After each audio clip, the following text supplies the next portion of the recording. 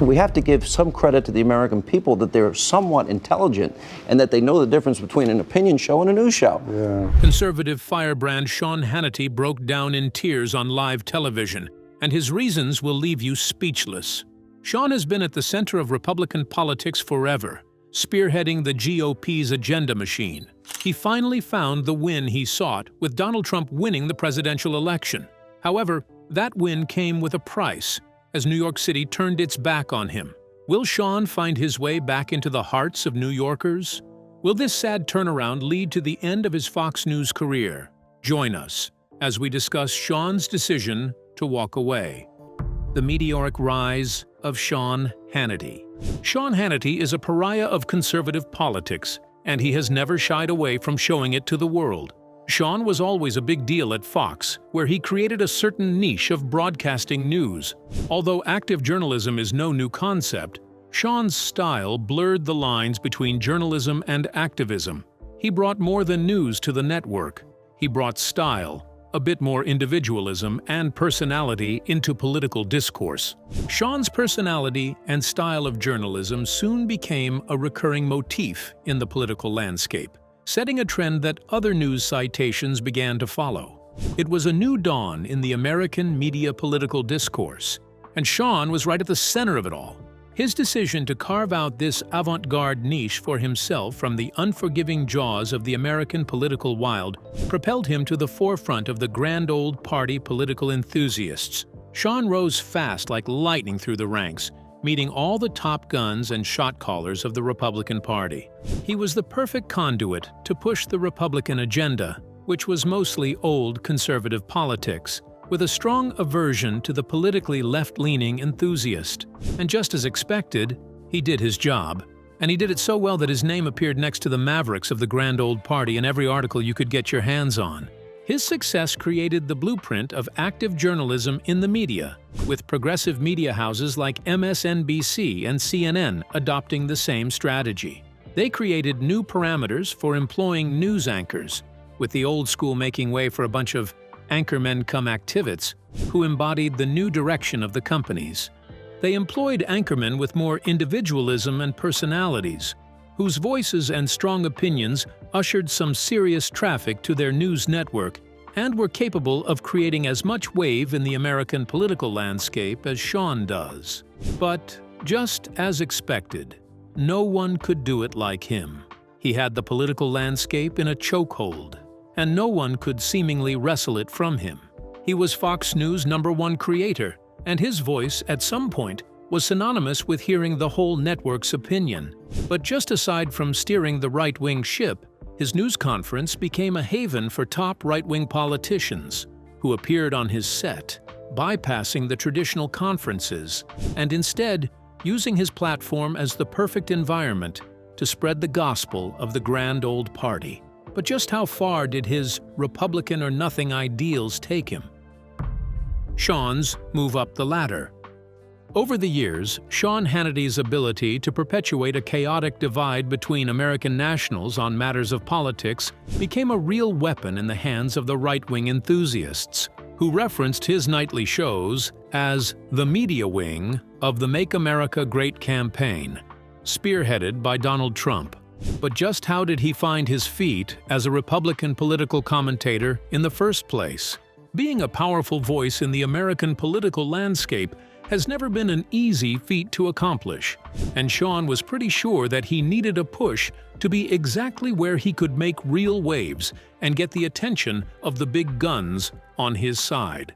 So he drew up a two-way plan to get affiliated with a popular news network that had at least 65% bias towards the Republican Party, and to be completely biased towards the right on whatever platform he ever gets on the news network.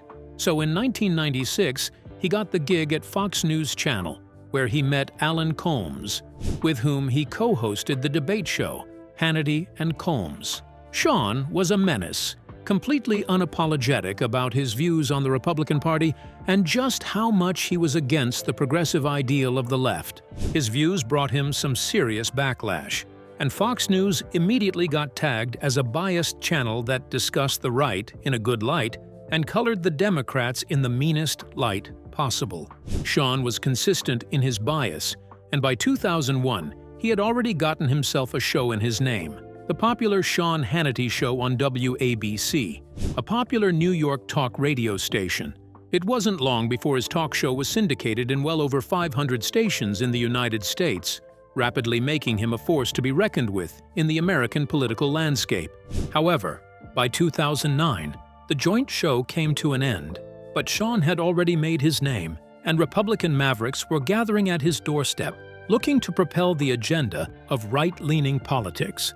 His campaign for the Grand Old Party had him sitting at the table with Donald Trump, who was, at the time, looking to get his old, desperate hands on the reins of leadership in the United States.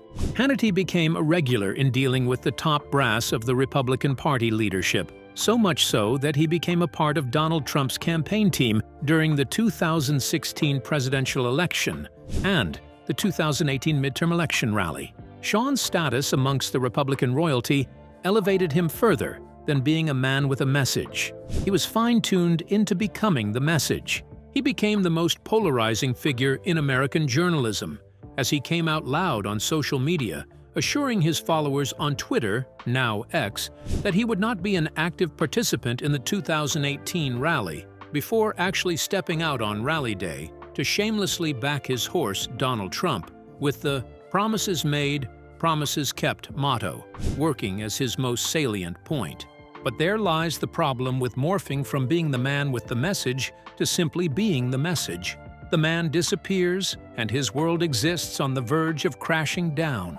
But just how important has his support of Donald Trump been for his career? The steady beginning of an alliance. In 2016, Sean's continuous appreciation for Donald Trump and the right-wing ideals eventually paid off. As the aspiring president at the time, Donald reached out to Sean, propagating his ideals and looking to do what most people would consider impossible. Donald Trump was simply a businessman, known for his ability to sell water to a fish, if he was really on his game, and was crazy about architecture. However, his opponent was Hillary Clinton, a lawyer and a graduate from one of the most reputable law schools in the United States, Yale Law. To most people, Donald Trump was on a wild goose chase, and his charisma might not have been enough to have become the leader of the free world. However, for Sean Hannity, this was his chance to spread his conservative populism. Not only did Sean cover Donald Trump and the election, his style of journalism blurred the lines between political commentator and just another MAGA head who can't help sucking up to Donald Trump. Although he already had the conservative side of the United States eating out of his palm, especially in his talk shows, the emergence of a contestant like the eccentric Trump in the 2016 election was his joker card to increase the traffic on his show. The relationship was symbiotic.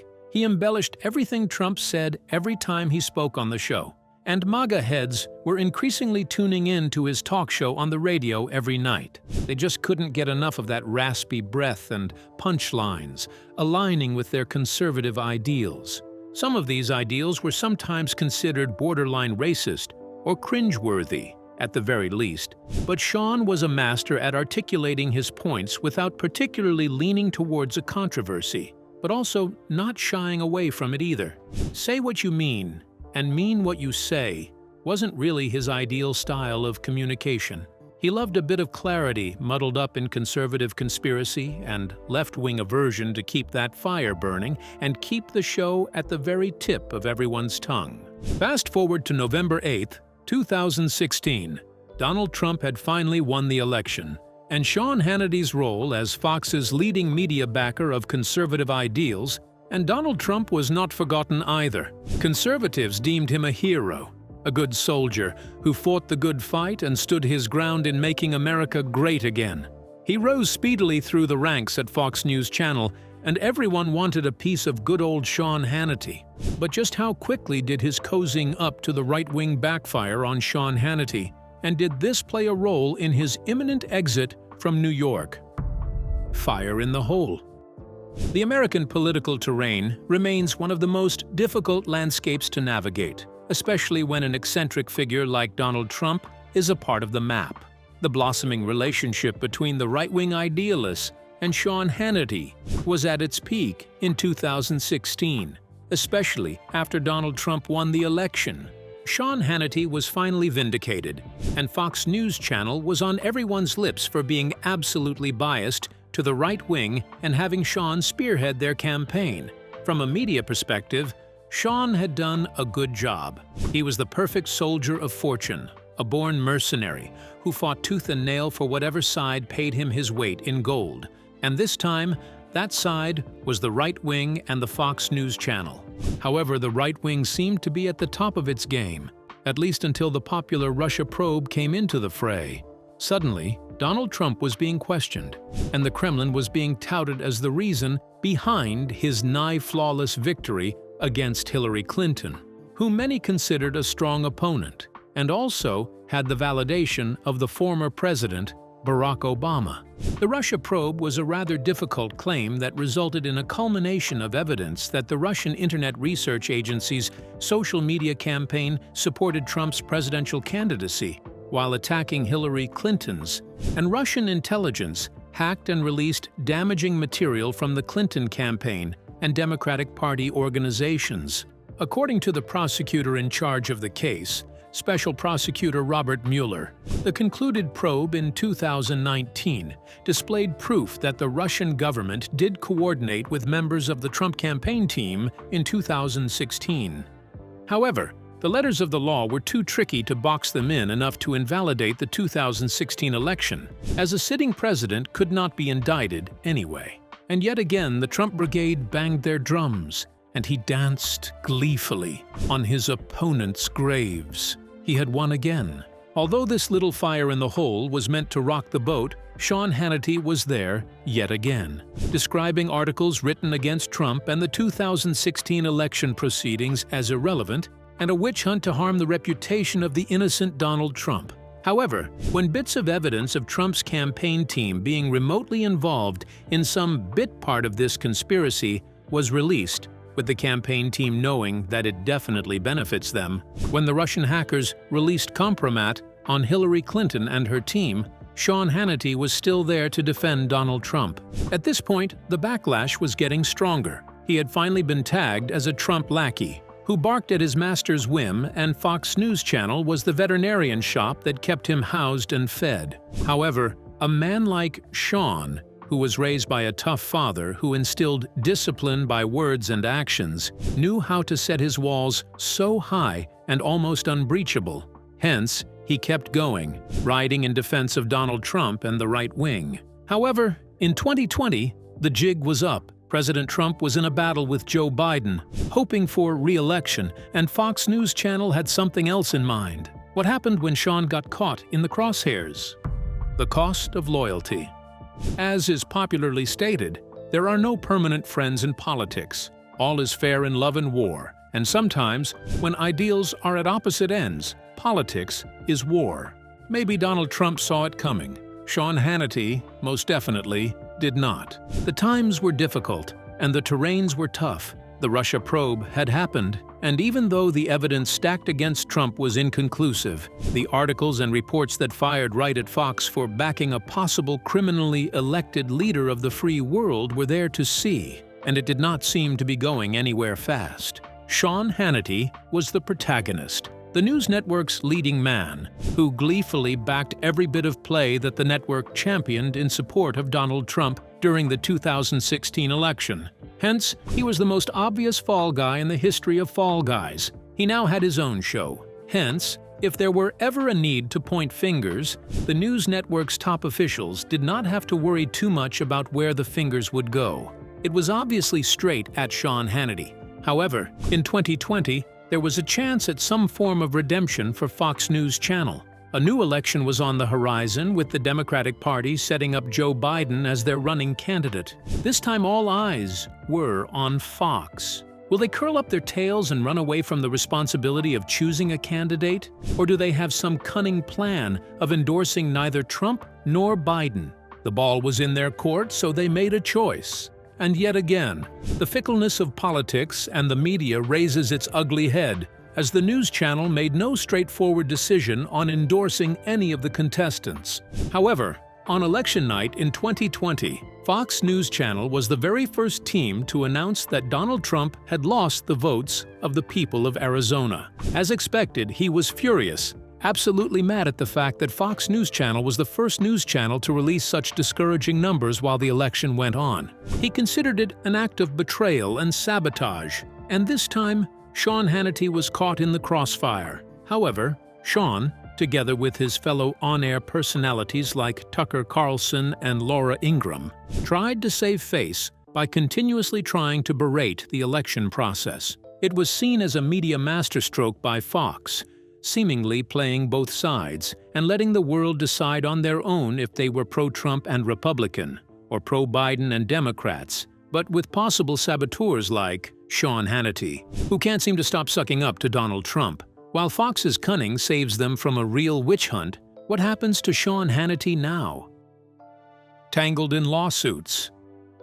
Once the loudest voice of conservatism and one of the strongest leftists of the old guard, Sean's loyalty to Donald Trump and his dear right-wing ideals have come back to bite him in the hands in 2023. As expected, the election is only the beginning of the drama during the voting process. First, the election blows over, and then theories of some deep state foul play, which is in most cases just losers clutching at straws, come to the fore, and the real game begins. The dominoes start to fall, and some agendas hold while others crumble like a house of cards. Sean was caught right in the middle of this tempest, and his reputation was on the verge of collapse. Imagine an all-timer who has been on the screen and on the radio as a champion of the grand old party's cause, suddenly getting caught for playing a dangerous part in their loss of a serious hold of power at the White House. It was career murder, and he knew it. As expected, he held on to the sails, fighting the tempest that came right after the election in the shape of Dominion Voting Systems.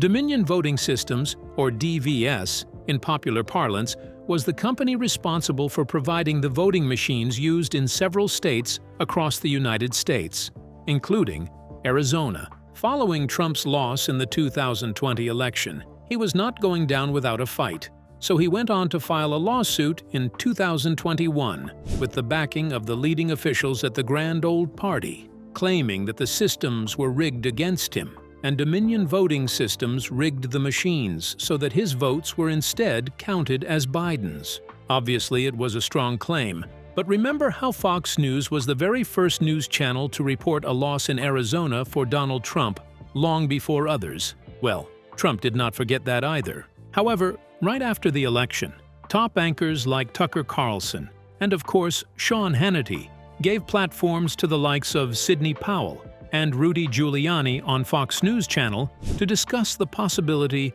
of Dominion Voting Systems being deliberately sabotaging Trump's votes, helping them to keep their conservative fan base away from alienation, and subsequently keeping the shot callers at the Republican Party happy. However, Dominion Party sued Fox News Channel, and Sean Hannity, together with his band of merrymen who supported the Trump ideals of a rigged voting system, was once again caught in the middle of another lawsuit shitstorm. But this time, there was evidence of a chat between both Tucker Carlson and Sean Hannity, where they discussed their happiness with the election results, and they did not believe that it was rigged, a far cry from their discussion on air.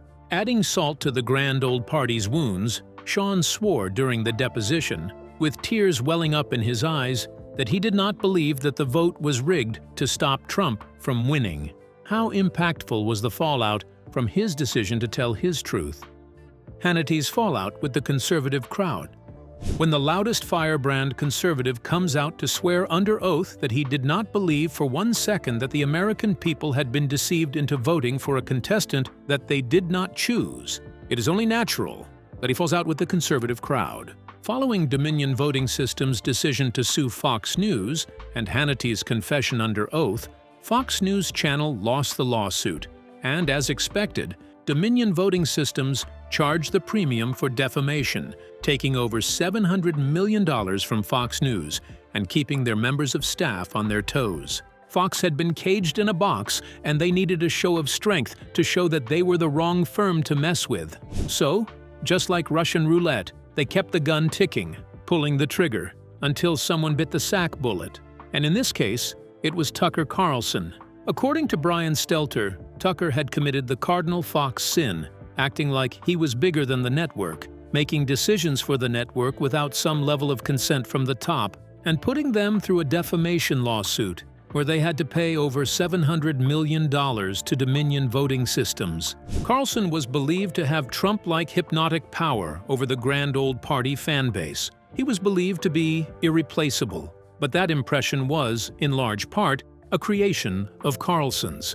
In truth, Carlson had alienated so many people, instigated so many internal and external scandals, fanned so many flames of ugliness that his firing seemed inevitable. However, in all that heat, Sean Hannity hid in the fog created by the flames of Tucker's burning sack. Although he escaped the Russian roulette sacking spree, New York, which was once home to him, had suddenly become different. He felt that he wasn't the same free man that he was when he walked the streets, protected by his aura. Conservatives who enjoyed his programs on the radio and live television, and even Democrats who simply respected him for his craft and ability to never waver away from his ideals, regardless of the backlash that he got. But right after he decided to swear during the deposition that he had somewhat lost faith in one of Donald Trump's biggest fights, even after appearing in his campaign between 2016 and 2020, the city was colder to him.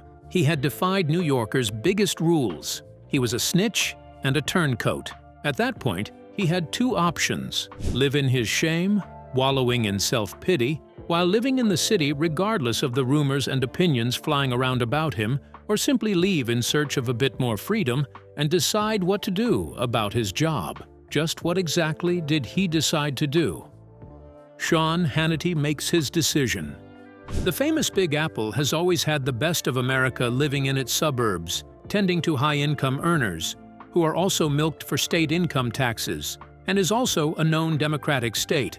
Sean Hannity is a popular right-wing populist who represents their ideals without any fear or care in the world, even after the infamous lawsuit where he failed some of the top guns in the United States Republican Party. However, living in New York grew increasingly difficult for him, with the crime rates spiking to the high heavens and the police department almost failing at security because they cannot seem to handle the volume of crimes and how often they are being committed. Although in early July 2024, the New York Police Department reported that the major crimes category, including homicides, had declined for 10 straight months. For some reason, safety remained an ultimate concern, and loads of Americans seemed to continuously leave New York for different states or cities. While these reasons are somewhat akin to Sean's decision to leave New York City, there was something more. Something sinister is behind his reasons for living.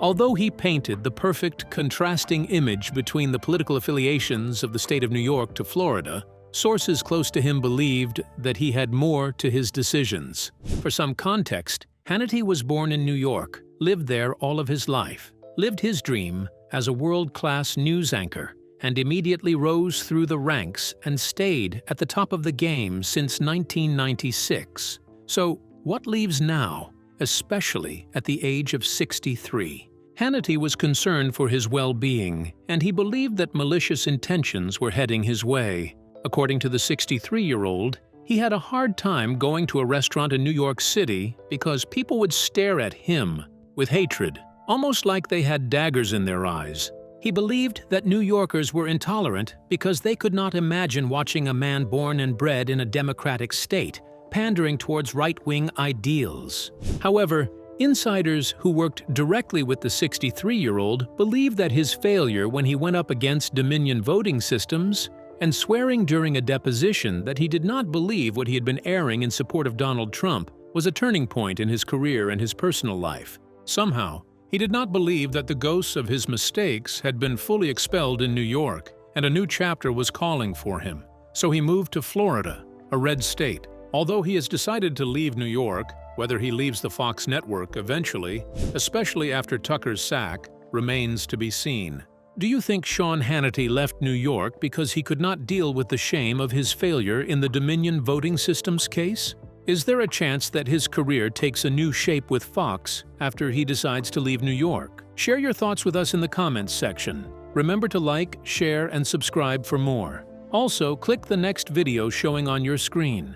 You will enjoy it.